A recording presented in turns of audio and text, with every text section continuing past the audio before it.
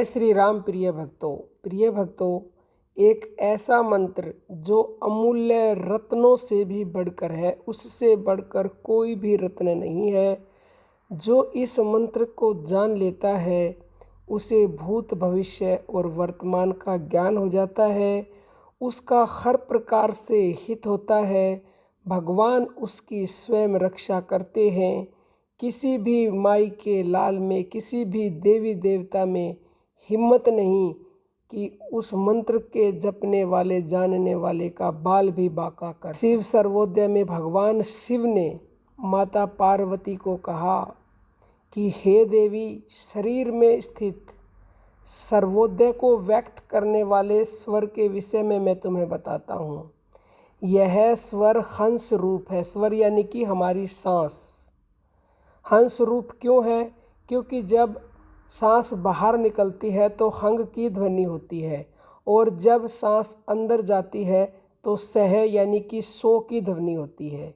अब कई लोग जो कहते हैं सोहम होता है, वो सभी सुन लो, शास्त्रोक्त बातें हैं। ये सोहंग होता है, क्योंकि हंस का उल्टा ही, हंसों का उल्टा ही सोहंग होता है।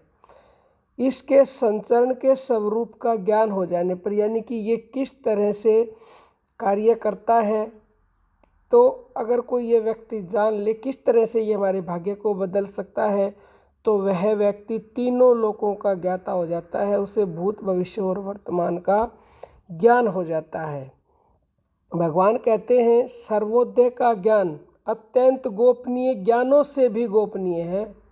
यह अपने ज्ञाता का हर प्रकार से हित करता है।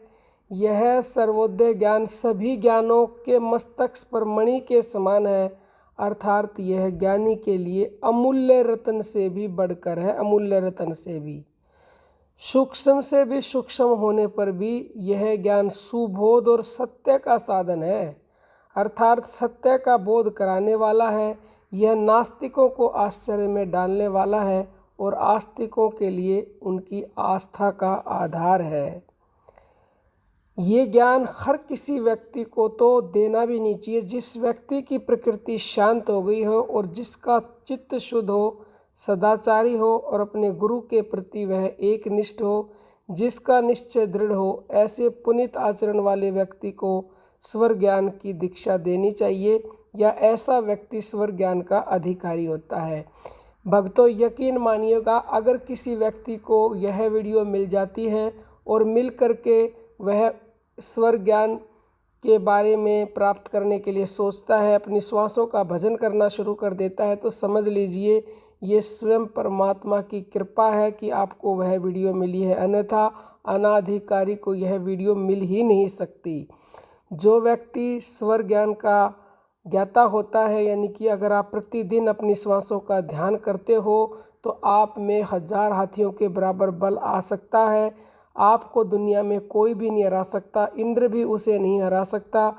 अगर कोई प्राण जप करता है और कोई उसको हराने की सोचे तो स्वप्न में भी उसको हरा नहीं पाएगा। वास्तव में तो आप छोड़ दीजिए। तो हंस मंत्र यानी कि अपनी श्वास ऊपर जाने में आप सह या सो बोले मन में, और छोड़ने में हंग बोलें। ये एक हंस, उसको नाम दे दिया गया है हमारे श्वास रूपी मंत्र को, श्वास रूपी नाम को। अगर आप ऐसा करेंगे लेकिन मन को अपनी श्वासों पर टिकाए रखेंगे तो धीरे धीरे आपको स्वर का ज्ञान होने लगेगा। इन स्वर से यानी श्वासों से आप छोटी से लेकर और बड़ी से बड़ी असाध्य बीमारियां दूर कर सकते हो, परमात्मा को प्राप्त कर सकते हो, सारी सोई हुई शक्तियां जगा सकते हो, सारे चक्र जागृत हो सकते हैं, आप में विलक्षण गुण आ जाएंगे। आपसे बढ़कर इस दुनिया में कोई भी नहीं होगा, क्योंकि हम अपने वीडियो में भी आपको बता चुके हैं कि सांसों का जो ध्यान करता है, जो श्वासों को समझ लेता है, उसे दुनिया में कोई भी शत्रु पराजित नहीं कर सकता। माता लक्ष्मी की उसके ऊपर कृपा होती है, उसको यश सुख और सब कुछ मिल जाता है। क्यों? क्योंकि सो का मतलब शक्ति, शक्ति मतलब लक्ष्मी, और हंग का मतलब शिव, शिव यानी कि परमात्मा। शिव और शक्ति, लक्ष्मी, नारायण, राधा, श्याम, सीता, राम, राधा कृष्ण, सीता राम सब आपकी श्वासों में ही हैं। इनको आप कोई भी नाम दे सकते हो। अगर कोई व्यक्ति श्वासों का भजन नाम जप करना शुरू कर देता है तो उससे बढ़कर सौभाग्यशाली इस दुनिया में कोई भी नहीं है। ऐसा व्यक्ति हर जगह पूजित होता है, हर जगह पूजित है। सर्वोदय शास्त्र सभी उत्तम शास्त्रों में श्रेष्ठ है, जो हमारे आत्मा रूपी घट यानी घर को दीपक की ज्योत के रूप में आलोकित करता है। तो उम्मीद है कि आप इस वीडियो से अवश्य लाभ होंगे। इस पे तो इतना बोला जा सकता है कि मतलब कभी समाप्ति ही ना हो। इतने लाभ हैं, इतने लाभ हैं, इतने लाभ हैं। दुर्भाग्य को सौभाग्य में बदल देता है ये मंत्र, हंस रूपी मंत्र, जो रमणी से भी बढ़कर है, अनमोल रत्नों से भी बढ़कर है। कोई आपका प्रश्न हो कमेंट कीजिएगा। जय श्री राम प्रिय भक्तों।